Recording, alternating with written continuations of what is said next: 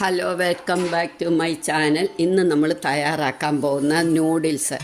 ആദ്യം നമുക്ക് വെജിറ്റബിൾസൊക്കെ ഇട്ടുള്ള നൂഡിൽസാണ്. അതിനുവേണ്ടി ആദ്യം നമുക്ക് വെള്ളം അടുപ്പേ വെച്ച് സ്വല്പം ഉപ്പ് ഇടുക.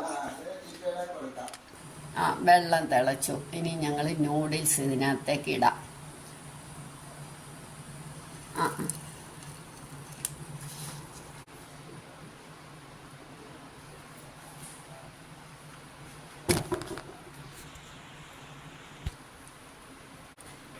8 മിനിറ്റ് 9 മിനിറ്റ് ആകുമ്പോൾ നമുക്കിത് ഊറ്റിയെടുക്കാം.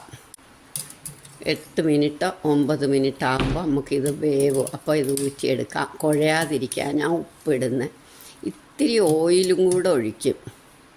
ചിലവർ ഞാൻ ഒഴിക്കുന്നില്ല. ഇനി നമ്മൾ വെജിറ്റബിൾസ് അരിഞ്ഞു വെച്ചിട്ടുണ്ട്. കാപ്സിക്കം, ഇത് ലീക്കെന്ന് പറഞ്ഞ ഇത് സവാളയ്ക്ക് പകരം ഞാൻ എടുത്ത ഇത് സ്പ്രിംഗ് ഒനിയൻ്റെ വെളുത്ത ഭാഗം.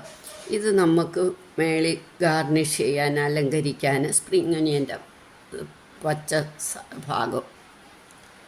പിന്നെ ഒരിത്തിരി പച്ചമുളക് എടുത്തു, ഒരുപാട് എരി വേണ്ട.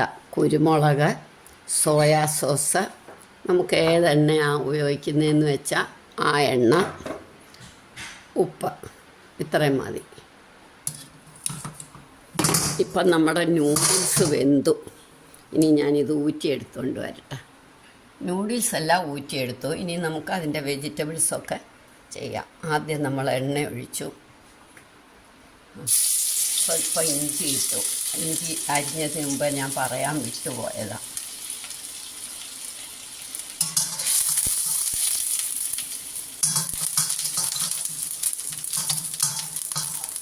ഇനി നമുക്ക് ഓരോന്നോരോന്നായിട്ട് ഇടാം.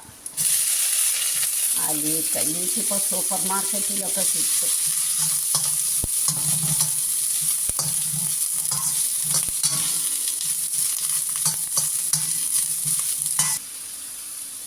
അതൊന്ന് വഴന്ന് കഴിയുമ്പോൾ നമ്മൾ ആ സ്പ്രിങ്ങിൻ്റെ അടിവശം വെളുത്ത ഭാഗം ഇട്ടു.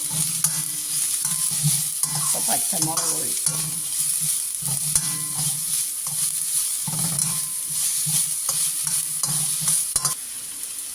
ഇനി ഉപ്പിടാം. നൂഡിൽസിന് ഉപ്പിട്ടിട്ടുണ്ട്, അതുകൊണ്ട് ഇതൊക്കെ കരുതിയ നമുക്ക് ഇടാവുള്ളൂ.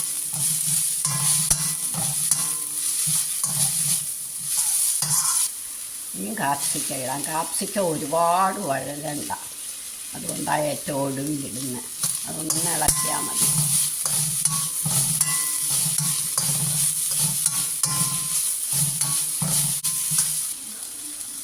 ഇനി സോയാ സോസ് ഒഴിക്കുക.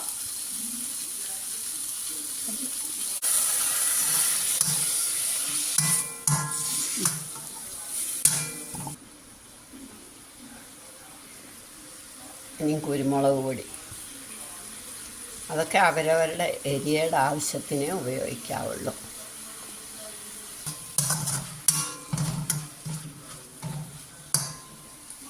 ഇനി നമ്മുടെ നൂഡിൽസ് ഇടാം.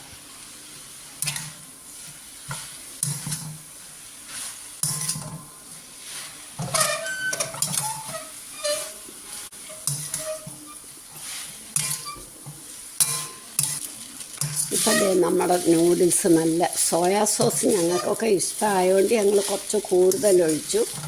വേണ്ടാത്തവരത്ര ഒഴിക്കണ്ട. ഇനി നമുക്ക് ഗാർണിഷ് ചെയ്യാം. സ്റ്റൗ ഓഫാക്കി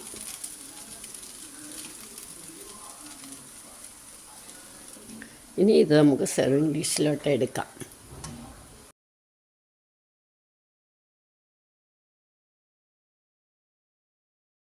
ഇപ്പം നമ്മളുടെ നൂഡിൽസ് റെഡിയായി. നിങ്ങളെല്ലാവരും ഇതൊന്ന് ട്രൈ ചെയ്ത് നോക്കണം. ഇഷ്ടമായെങ്കിൽ ലൈക്ക് ചെയ്യണം, സബ്സ്ക്രൈബ് ചെയ്യണം, ഷെയർ ചെയ്യണം, കമൻറ്റ് ചെയ്യണം.